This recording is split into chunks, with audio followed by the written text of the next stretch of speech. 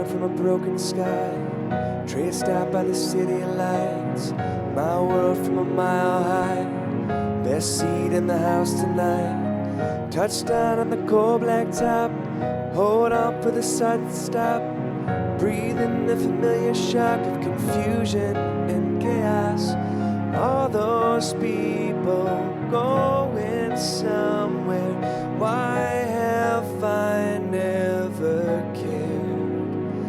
Give me your eyes for just 1 second, give me your eyes so I can see everything that I keep missing, give me your love for humanity, give me your arms for the broken-hearted, the ones that are far beyond my reach, give me your heart for the ones forgotten, give me your eyes so I can see, yeah.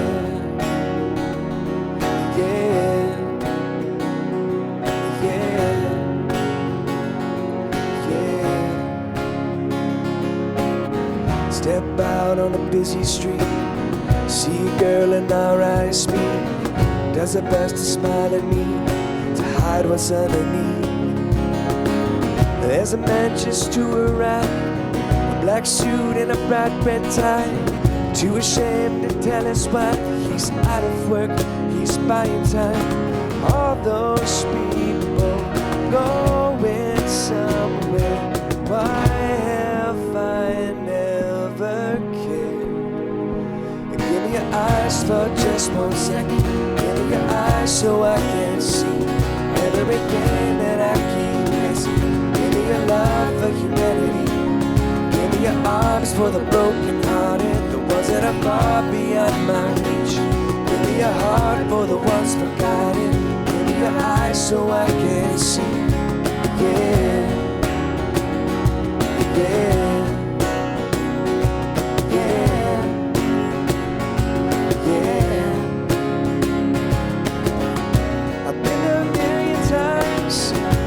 Couple of million eyes just moving past me by. I swear I never thought that I was wrong. Well, I want a second glance, so give me a second chance to see the way you see all the people all alone. Give me your eyes for just 1 second, give me your eyes so I can see everything that I keep missing. Give me your love for humanity, give me your arms for the broken-hearted, the ones that are far beyond my reach. Give me your heart for the ones forgotten, give me your eyes so I can see. Give me your eyes for just 1 second, give me your eyes so I can see everything that I keep missing. Give me your love for humanity, Lord, give me your arms for the broken-hearted, the ones that are far beyond my reach. Give me your heart for the ones forgotten, give me your eyes so I can see, yeah, yeah, yeah, yeah, yeah, yeah, yeah, yeah.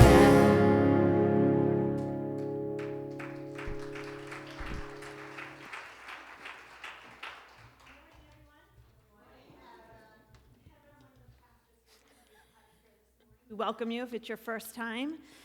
Relax. We make this very easy. We just want you to sit back and enjoy. For those who've been here a long time, don't relax. Just kidding. Everybody, do the same thing. My heart is for the kids we have in Kids Zone. When I started here, 11 years ago, I was a volunteer in Kids Zone, and I just love getting to speak about what happens back there. And this month, they are doing what we have been calling Change for Change. So collecting change to make a big change. And someone said to me, do people still have change? Well, we've been collecting since the beginning of March, and these kids have already collected $422.60 in change that Joy, our Kids Zone director, painstakingly counts each week. So they're going to be collecting change today after service, and if you don't have your change here today and you think of it, please bring it next week. All of this change goes to a partner we have in Uganda. That might be something you don't know about, but there is a school there that we have a contact. They've come and visited us. We've visited them. But they have a school for children who wouldn't necessarily get education otherwise. And this money does a tremendous amount. Their enrollment has gone up to 600 kids this year alone. So we just love connecting kid to kid and helping to make a big change. So if you have change, please bring it. And staying in Kids Zone, I want to tell you about the Easter prayer tree. This started from a child in Kids Zone years ago. Thought it would be really cool to have a tree that people could write their prayers and put in an egg and hang it up. Because Easter is a time of reflection and prayer, and our prayer team set this up this year, and they will be praying for you. So please visit that and leave a prayer, and we thank the prayer team for making that possible. So it's for kids and adults. So we invite you to check that out. Now, it's coming up, everyone, Easter, so just wanted to remind you that we have a Good Friday service here on the 7th at 7 p.m. Please join us. We'd love to have you for that. And then Easter will be regular times, 9 and 10:30, but this is a great opportunity to invite a friend, a family member. They often will come for Easter. They'll be like, that's something I go to. And maybe they'll come and they'll stick around. So thank you. Have a great morning. Hi, everyone. Welcome to NEC. I'm Mary, and today we're so happy to be leading you in worship. We're in the last week of a series entitled Hidden in Plain Sight, and have been digging into the parable of the sheep and the goats to illustrate this message. And so I have to share that last weekend we took our family to Great Wolf Lodge, and I don't know if you've ever been there, but it's a giant indoor water park, and my kids are gotten a little older, a little more independent. So here I go, I come down to the water slides, and I'm bringing my journal, and I'm reading a book called Finding Faith, and I think, bring this all down the water parks, and, I'm sure you can imagine how much deep dive into my religion and my faith I did that day, next to, a million screaming and splashing children. But meanwhile, my husband, we're sort of each following different kids, and I've run into him, and he says, he stops and he goes, I've decided I'm just going to look for God in plain sight here. And I'm like, seriously?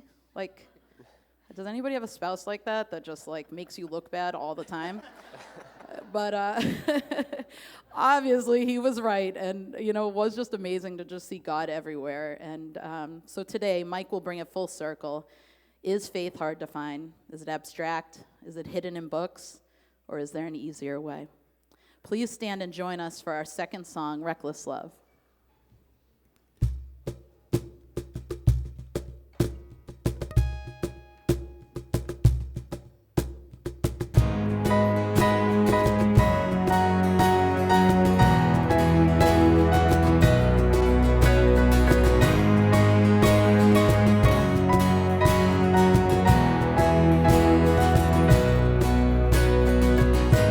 For I spoke, you said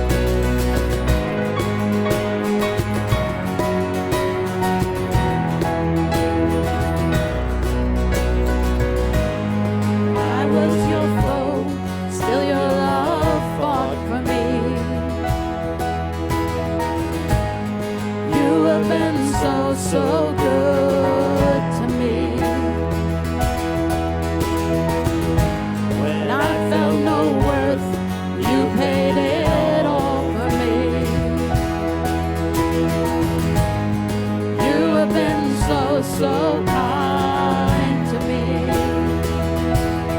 Oh, the overwhelming, never-ending, reckless love of God. Oh, it chases me down, fights till I'm found, leaves the 99. I couldn't earn it, I don't deserve it, still you give yourself away. Oh, the overwhelming, never-ending, reckless love of God.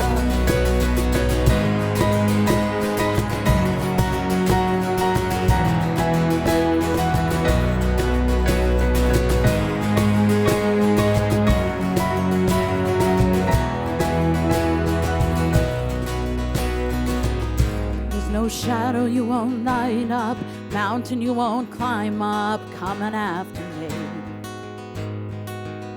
There's no wall you won't kick down, lie you won't tear down, coming after me. There's no shadow you won't light up, mountain you won't climb up, coming after me. There's no wall you won't kick down, lie you won't tear down, coming after me. There's no shadow you won't light up, mountain you won't climb up, coming after me. There's no wall you won't kick down, lie you won't tear down, coming after me. Oh, the overwhelming, never-ending, reckless love of God. Oh, it chases me down, fights till I'm found, leaves the 99. I couldn't earn it, I don't deserve it, still you give yourself away. Oh, the overwhelming, never-ending, reckless love of God.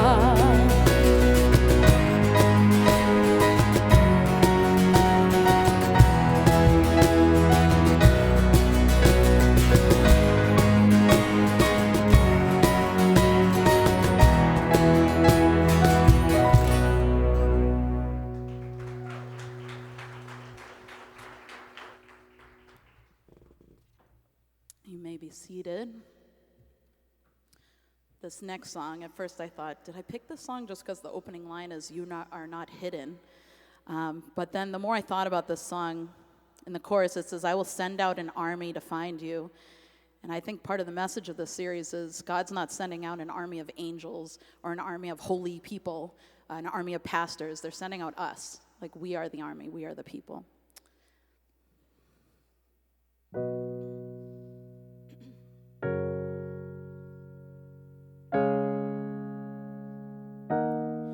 You are not hidden. There's never been a moment you were forgotten. You are not hopeless. Though you have been broken, your innocence stolen, I hear you whisper underneath your breath.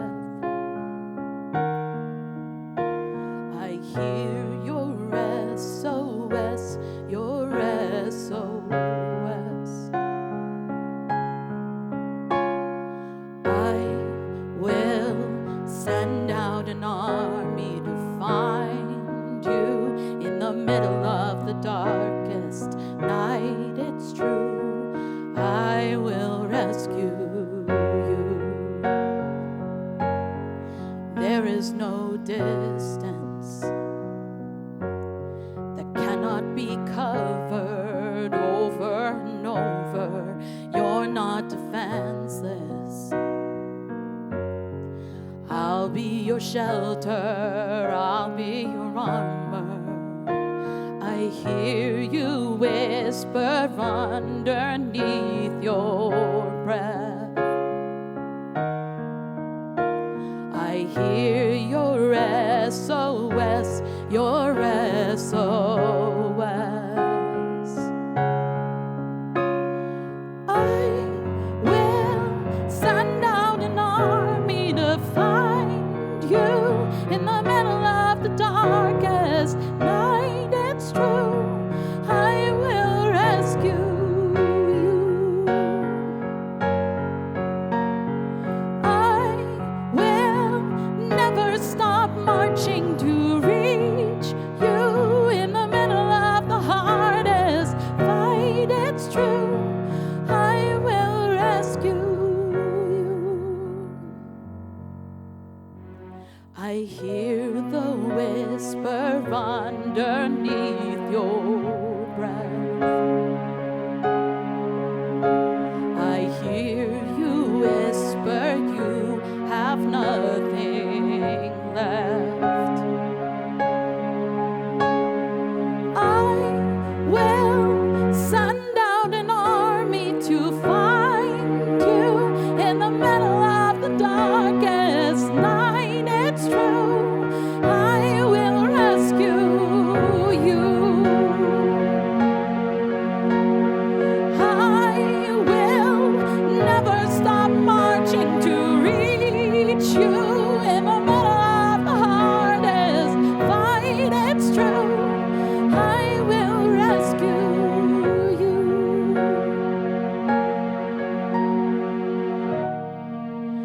Oh, I will rescue you.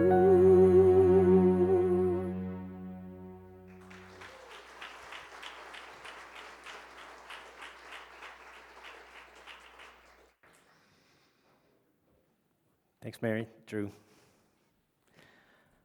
I got to say, you're a much better person than I am. The last time I was at Great Wolf Lodge, that was many, many years ago, but my prayer was, don't be a jerk, don't be a jerk, don't be a jerk. Forget about trying to find God. Just don't be a jerk.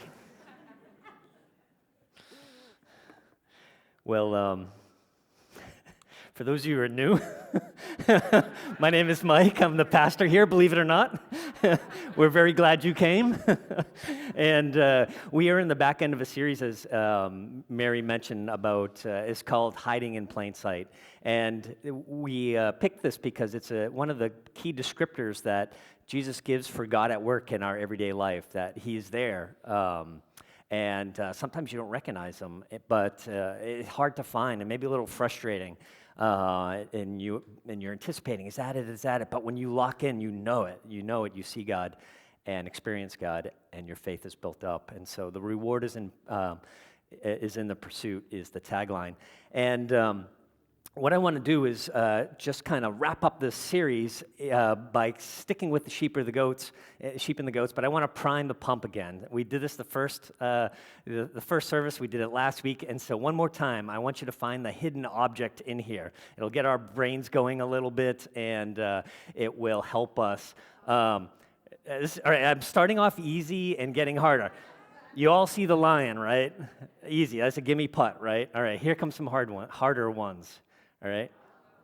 Yeah. Look at that. Look at his body. It's like perfectly blended in. He is hidden in plain sight there.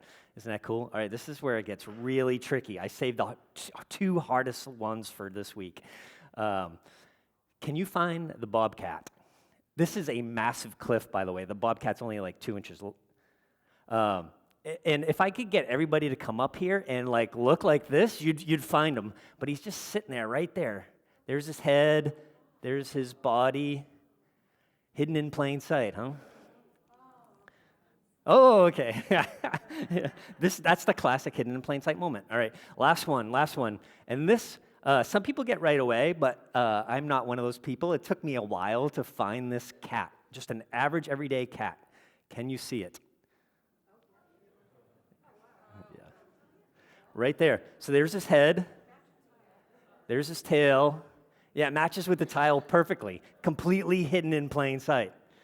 And I actually like this metaphor a lot because this is what I think Jesus had in mind. Like, these pictures are great. It's like you anticipate, all right, where is it? And then you get a little frustrated, like, well, all right, well, is it really here? Is this one of those things you have to stare and it pops out, because I can never do those things. And then you see it and you get like a little dopamine rush, like a little bit of joy. Woo! I found it. And Jesus describes God at work in the world much like that. it's anticipatory. Where's God at work? But then, like Rob, that was amazing.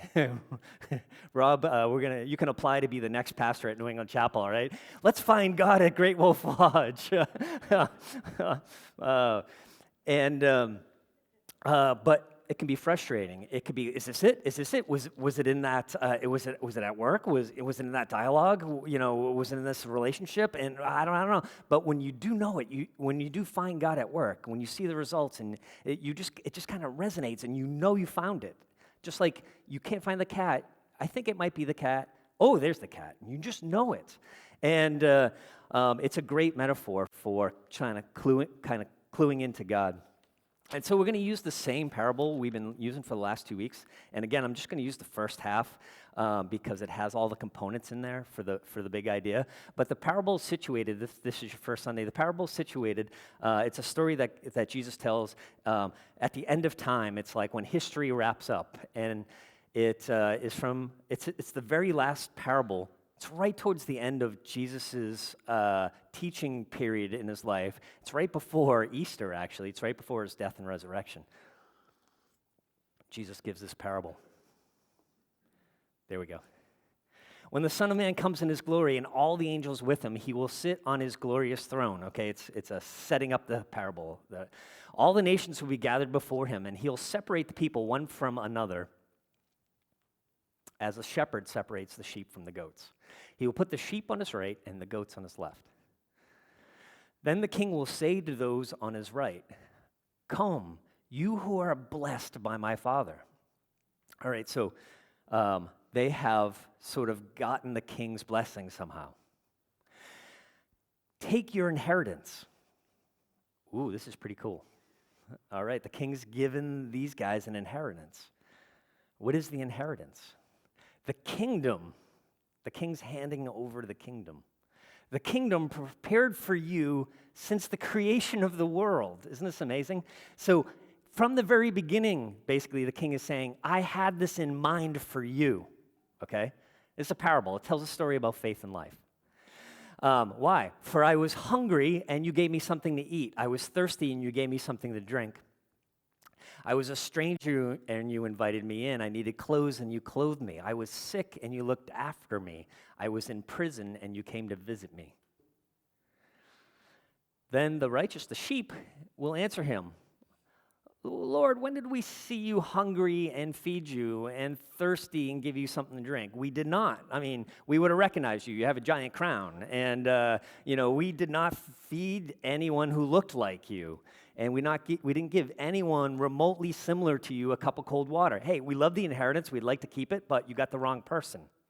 When do we see you a stranger and invite you in, or needing clothes and clothe you? When do we see you sick or in prison and go to visit you?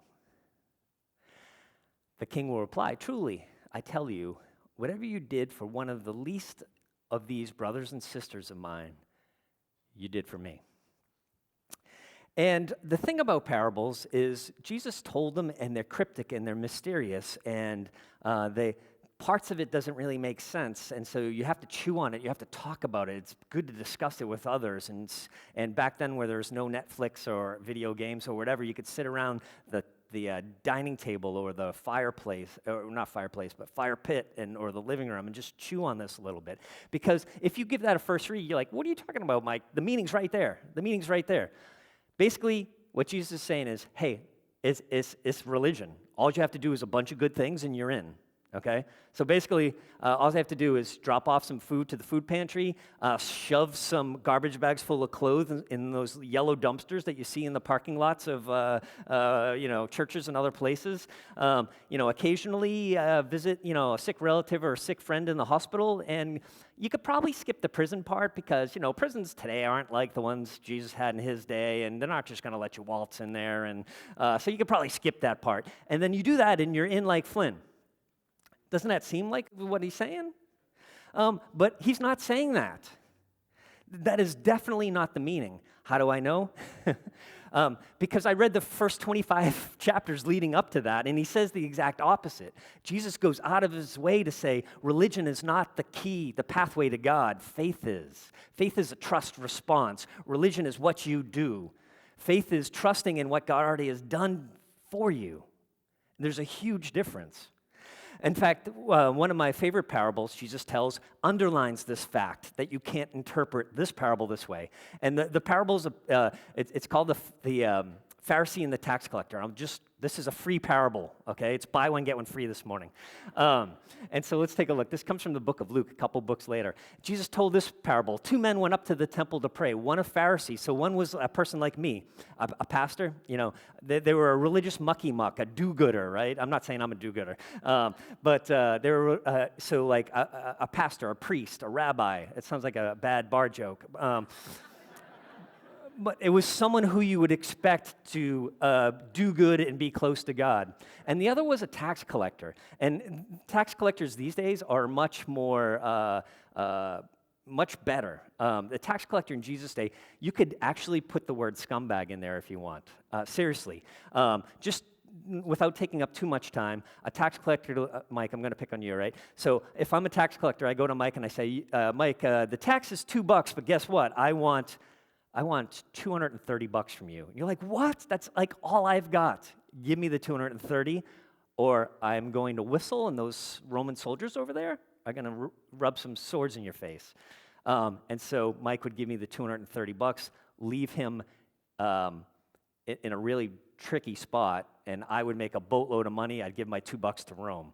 They were scumbags. They made their money off extorting their own people, okay? So this is the tension Jesus sets up. You got a pastor on one hand, and you got a scumbag on the other. The Pharisee stood up by himself and prayed, God, I thank you that I'm not like other people, robbers, evildoers, adulterers, or even like this tax collector.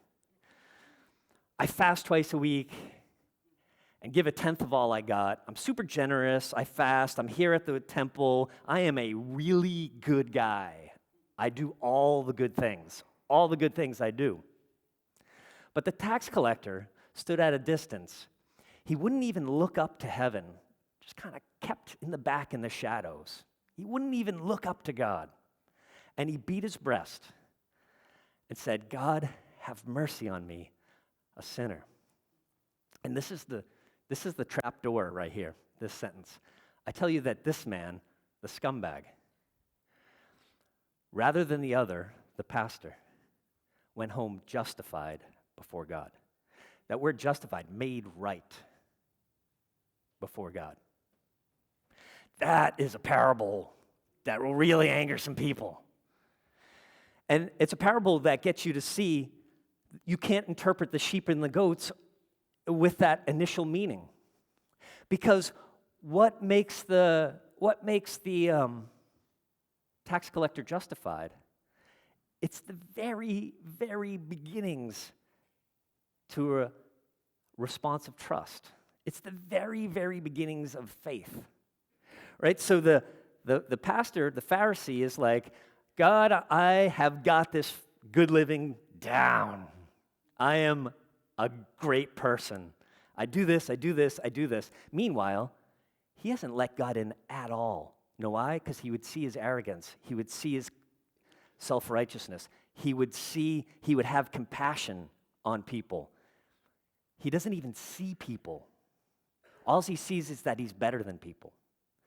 And so in his pursuit of doing things for God, he is missing God completely. And he can't possibly know God because all he knows is himself. If you're full of yourself, how can you add anything else? But the tax collector just has this smallest speck of sand, rudimentary faith response. He knows God a little bit, and he knows he's not living anywhere near God's values. And so he comes in, and he says this prayer basically. In order to say, God, have mercy on me, a sinner, he's recognizing that, God, basically what he's praying is, God, I've been ignoring you. I've intentionally been pushing you out. I haven't let you change me. I'm not following your lead at all. I'm not listening to any of the promptings that you give me. I am locking you out. I've been ignoring you. I'm trusting in your grace. I'm trusting in your mercy. I'm trusting you won't give me what I deserve. And that's it. So how does this tie back into the parable of the sheep and the goats? Well, I want to pretend for a little bit. This is in Scripture, so I want to pretend what happened to that. What happened to that tax collector? How does he turn out? It's easy to know what happened to the Pharisee, because someone who is arrogant, narcissistic, self-righteous is almost guaranteed 100% lock, stock, and barrel to remain on that pathway unless there's some serious sideways intervention. But the tax collector, who is just very microscopically open to God, he's open enough to know that he is turning his back on God. That's all his faith response is. What happens the next day? Well, let's say the next week he does the same thing. And temple time comes around, Saturday or whatever, it wasn't Sunday back then.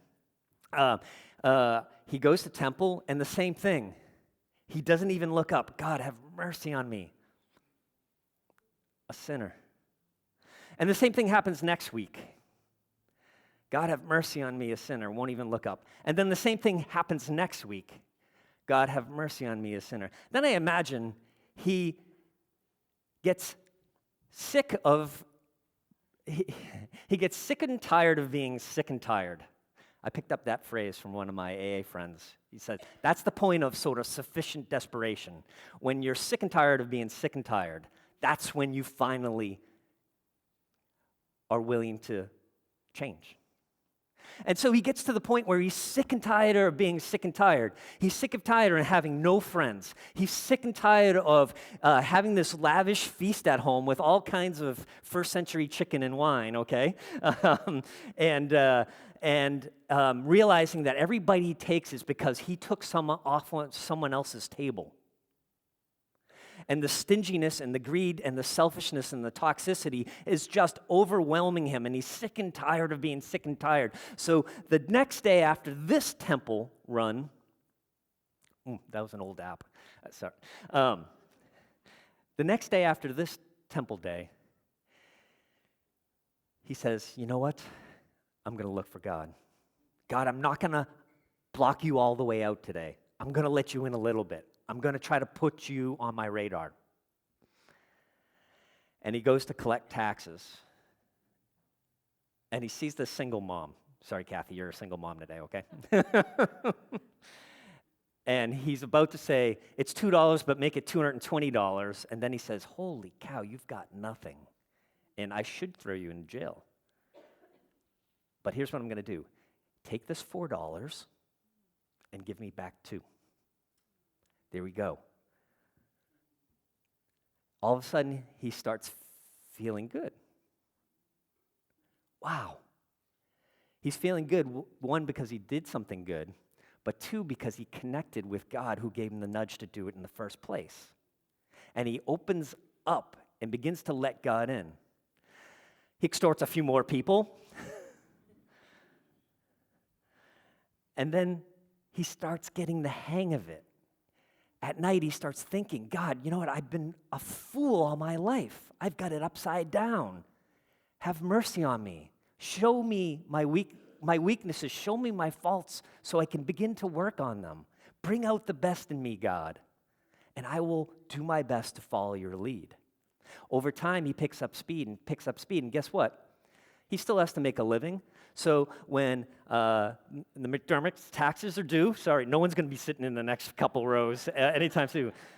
He's like, you know what? I normally take $220 from you, but this week, just pay the normal $2 tax and give me $5 extra bucks. I only want $7, okay? I have to make a living too. I have to feed myself too. So just give me $7. It's way better than $220, isn't it? Yes, absolutely. I just saved you $213. And so he starts doing that. He starts making an honest living. And guess what? Everybody says, hey, all those tax collectors are scumbags, but go to this tax collector. And he starts developing friends, and he starts plugging into community. Because he's opened up and let God work, bring out the best in him, he begins to bring out the best in other people. and his life starts to jazz. He starts to thrive. He starts to feel what love is. That's why the sheep don't realize they've been serving the king this whole time. The tax collector is right there. He's in this crazy scenario I'm making up. The tax collector is right there. He's one of the sheep, and he says in sheep language, "When did I see you paying your taxes and didn't extort you?" Well, when you didn't extort any of the least of these, you weren't extorting me.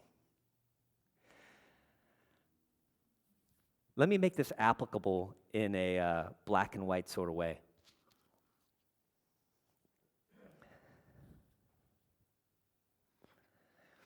I've got a graph. I was trained as an accountant, believe it or not, and I love graphs. They're really helpful. And so let's take a look at this graph. And so on the x-axis is the bottom one, right? Yeah, okay. You can see I wouldn't make I was trained as an accountant, and you can see why I'm not an accountant. Oh, it doesn't balance? Just staple that $10 right to it. Now it balances. The y-axis is authority. And I want to define authority as this: the capacity for meaningful action, all right? The ability to make choices and do things. Really simple. The ability to make decisions, to fulfill your own expectations, to have meaningful action. You can actually do stuff. Vulnerability, I just fast forwarded it, sorry. I'm all wrong here. Vulnerability right here is, I'm just going to define it as exposure to risk. All right, exposure to risk. You have the potential of diminishing what you value, whether it's relationships or stuff or money or opportunity or status. So vulnerability is exposure to risk. This right here, this thrive, in the top right, could also be called love. Has any of you ever fallen in love? If you have, you know that you'll do some very vulnerable things, right? Don't listen to Kathy on this topic, this one topic. When I first met Laura and was head over heels, I'm still head over heels. Yes. Wow, you guys, wow. It wouldn't make sense for me when I first met Laura and I'm still head over heels. I mean, that doesn't work in the grammatically, okay? I first became head over heels. Yes, thank you. Come on, I'm trying to remember the sermon, all right? Sorry, Laura, I'm really sorry about this. I owe you big. I would have, that is a bad example. I'm not going to say that one. Fast forward the tape, Mike. I would have been extremely vulnerable in order to convince her of my love. Willfully, in complete control. Control is authority. Authority is the ability for meaningful action. In full control, in my full will, I would go out on a limb to let her know my feelings, and I would be incredibly vulnerable in order for her to know how I felt about her, with the hopes of her returning the vulnerability willfully. And that's basically what love is. When you decide, hey, I want to co-create with God and birth a child into this world. I can't do that, but she can. What you're doing is you're willfully making yourself incredibly vulnerable, especially the mom, Because pregnancy isn't a gimme putt. Delivery isn't a gimme putt. So you're making yourself physically vulnerable. And then as parents, you're making yourself very vulnerable resource-wise, time-wise, sleep-wise. You're putting a lot at risk. Love is this upper corner. This is where God is calling us to. Why? Because this is where God camps out. Most people think God is like this super authoritarian dude who has no vulnerability. But if you read the Bible, it's the exact opposite. The God of the Bible is one of the few, I don't even know if there's any other religious representation of a God that is all powerful, all capable, and then all vulnerable, where he's willing to be betrayed, arrested, suffer, and die for the sake of his loved ones. That's his model. That's his strategy. That's what he's calling us to. But here's the deal. We love control. This is where, especially if you're a New England male right there, you want to minimize vulnerability. You don't want risk. You don't want to expose yourself to any hurt or pain. You don't want to do that. You want to be able to control everything. But you know what this gives birth to? Hurt relationships, exploitation, codependency, manipulation, passive aggression. Let's take a look at the other ones here. Nobody wants to be here either, and I don't blame them. It's a tough place. Where you have no control, you have no capacity for meaningful action, but you're incredibly vulnerable. Suffering, sickness, poverty. This, I think, unfortunately, is where a lot of Americans want to camp out. Withdrawal. No meaningful action, no vulnerability. Just give me my margarita and let me sit on my back deck. Don't get me wrong, there's a time for that. There's a time for celebration, there's a time for enjoyment, but if you base your life around withdrawal, you're going to be empty. You're going to need to self-medicate.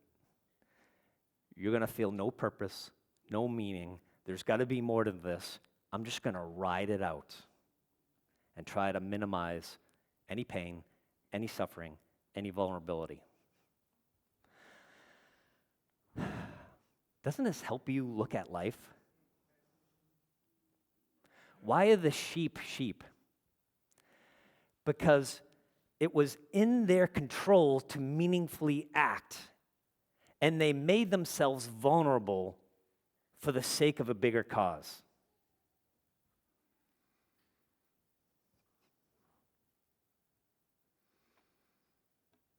Hey, Kid Zone 176 popped up. There's some kid who's very vulnerable right now. Oh, yours. Sorry.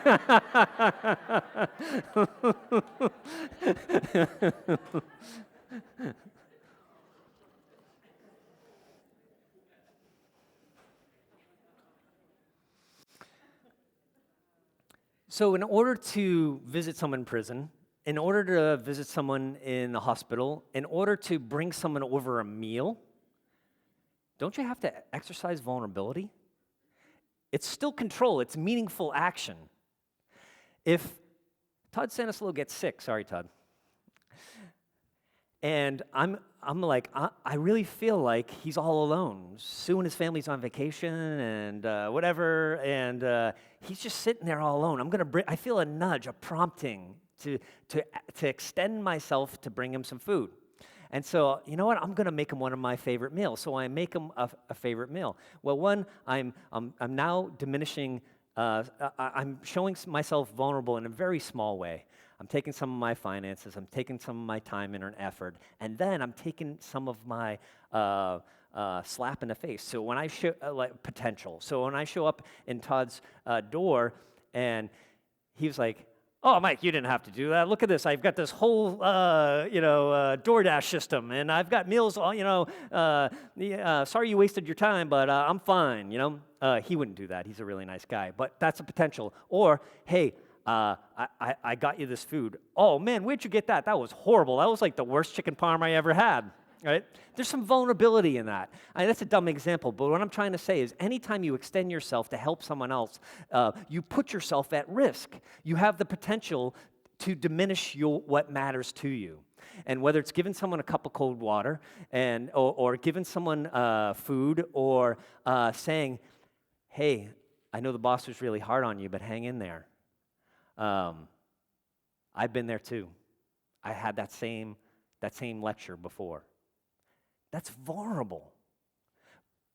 That's where you thrive. The sheep get the inheritance because they're doing the family business. But it's not about how well you do it or how often you do it. It's about, do you trust the Creator?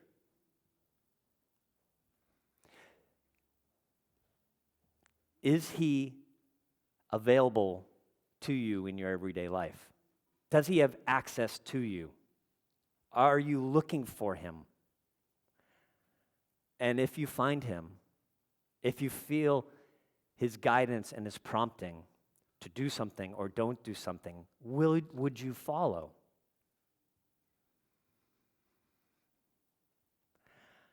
There's been a few, I'm going to close with these short two illustrations. There's been a couple periods in my life that I've dramatically experienced God because the vulnerability was high and I had a high level of willful action, of meaningful action.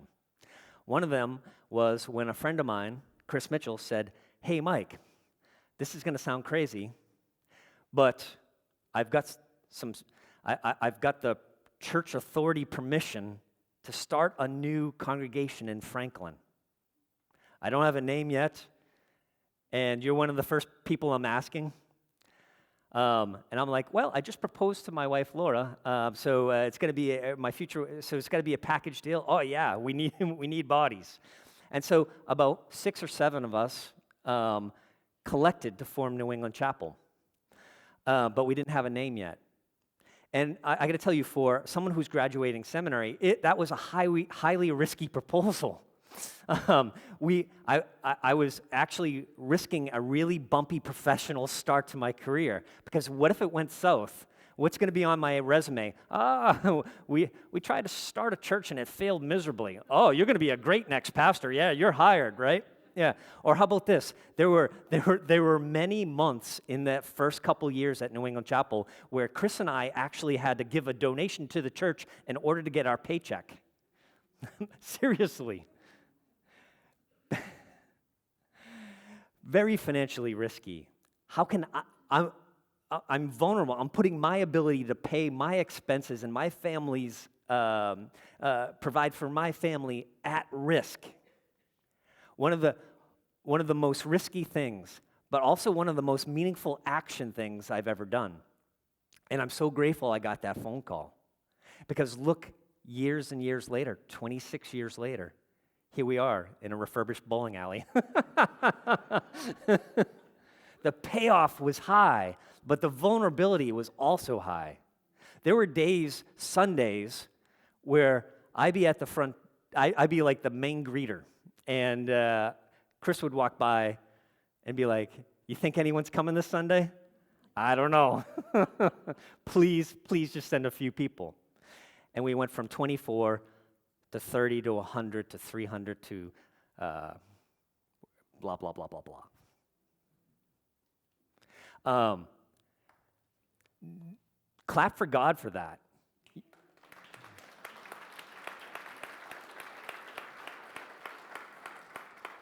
I was just dumb enough to say, all right, that sounds like a great idea. Or in faith enough. Chris had a prompting, an urging, a calling to say, hey, what if there was a church for people who had given up on church? And I was like, that is amazing. What if there was a church for for people who have given up on church but not on God. And that prompting, once we extended some vulnerability, turned into something great. I'm up to something now that I want to let you in on just because it's a really practical example. About 15 years ago, I never hear God audibly talking to you. Mike, I want you to do this. I don't hear that.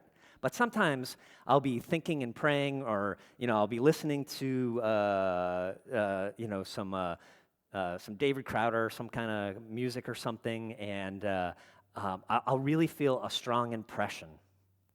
And this one particular time, I felt this really strong impression to start something new, something completely different, where I had this idea to buy a restaurant, all right, and then turn it into a nonprofit restaurant, right? And it just was burning in me to try this. And so I talked to a bunch of people, a bunch of business people. I created this business plan. But here's the deal. I was going to buy this restaurant to create a really nice community space where people can enjoy themselves so that enjoyment can be multiplied, and then we could take the proceeds to that and give it to the least, the last, and the lost. Give it to places, to people in organizations where if you gave them $1, they would multiply that input to a much greater output and do a whole bunch of good with it. Can you imagine that? Can you imagine going over to the shed and enjoying a really nice meal and then knowing that all the proceeds of that meal is going to help women and children in Milford or something? It's just a fantastic concept, and you don't see it. You know why? Because it's incredibly vulnerable. You don't get anything for it, and there's a lot of risk you would incur. And so I started off on this, and I got one investor. He was a car wash owner, and then at the same time, this is a long story. I'm going to make it a little bit quicker. We adopted a 16-year-old girl from Haiti. We like living in vulnerability. And it went sideways on us, and it ended up throwing the whole thing off. But for 15 years, I've had that prompting. I've had that little, do something different. It never went away. It just never went away. And then I came across this opportunity to purchase a craft brewery. I'm like, this is it. This is highly risky. It doesn't make sense for a pastor to do this. There's going to be a lot of people who say, why the heck would you do this? But it creates good community. It creates good time. And what if we could take that energy, that engine of good community, and use it as an engine to do good? You know how profitable some craft breweries are? You can make some decent money to give away. And so I happened to find the right craft brewery owners and pitch this. And it hasn't happened yet, but we are all the way into vulnerability here. And hopefully it's not going to lead to suffering. But it looks like in a matter of time, me and a few friends formed a nonprofit to buy a craft brewery, and we're going to take all the proceeds and we're going to do amazing things with it in Greater Milford, in Greater Massachusetts, in Greater World. It was a prompting, it was a nudge that I had 15 years ago. And I just stayed open to it. And it wasn't the right time, and I didn't force it. But honestly, I didn't even think about it. It wasn't like I tried to forget it or try to remember it. It was just hanging there for 15 years. And then when the time was right, it's just so, poof. That's a big example of this. A lot of meaningful action, a lot of authority. There's a lot of documentation, a lot of licensing, a lot of legal stuff, a lot of bank stuff, a lot of everything, a lot of meaningful action, and a whole bunch of vulnerability. But God can do something amazing with that. We have these opportunities every day. It could be vulnerable, like The other day, I could tell that this person was having a terrible time. But customers don't say, hey, I see something's really eating at you. Can I help out? We don't say that in line at Starbucks or in line, we just don't do that. And so I did. And it wasn't an amazing story. It's not going to make the highlight reel. But that person just said, oh, man, thank you. Thank you for caring. It's nice to be seen. We have these moments all the time, all around us. Why? Because that is God's strategy. He modeled it for us. He extends the invitation to us. And we just have to follow the prompting, follow the nudge. Take God up on all the good things he gives us. But yeah, Mike, I'm not seminary trained. Remember the tax collector? All he did was say, have mercy on me, a sinner. All he did is say, God, I want to access your forgiveness and your grace and your mercy and open myself up to what you want to do around me. If we could do that, man, we'll be living in that top right corner. And it doesn't matter what you do or how much money you have, or whether you work or stay at home, whether you have kids or not, whether you're married or not, it doesn't matter. God is always at work in and around you. And he is doing this stuff. Will we be vulnerable enough to risk meaningful action to love others? That's where we'll find God hidden in plain sight. Can I pray for us?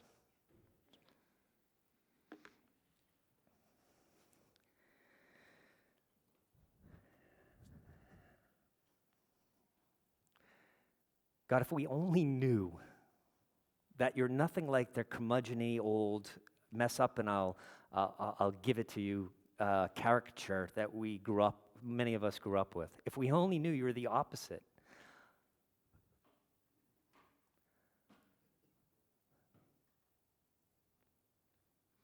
God, help us to see the adventure you're calling us on.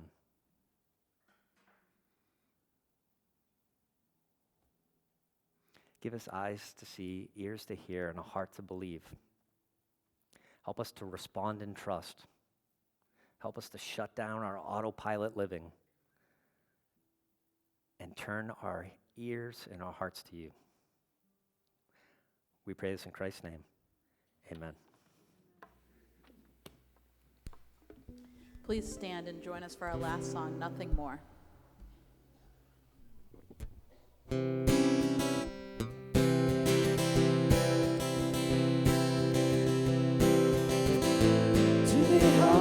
To be kind, it is the giving of a peace in your mind. To a stranger, to a friend, to give in such a way that has no end. We are love, we are one, we are how we treat each other when the day is done. We are peace, we are war, we are how we treat each other and nothing more. To be bold, to be brave, it is a thinking that the heart can still be saved, and the darkness can come quick. The dangers in the anger and the hanging on to it. We are love, we are one, we are how we treat each other when the day is done. We are peace, we are warm, we are how we treat each other and nothing more. Tell me what it is that you see.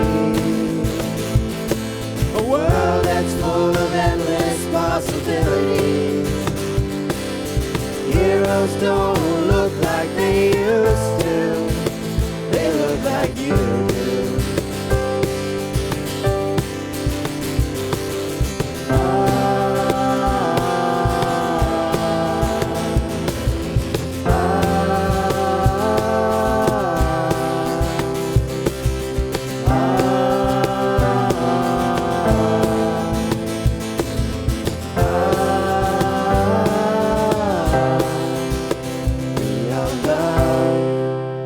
We are one. We are how we treat each other when the day is done. We are peace. We are one. We are how we treat each other and nothing more. We are how we treat each other and nothing more. We are how we treat each other.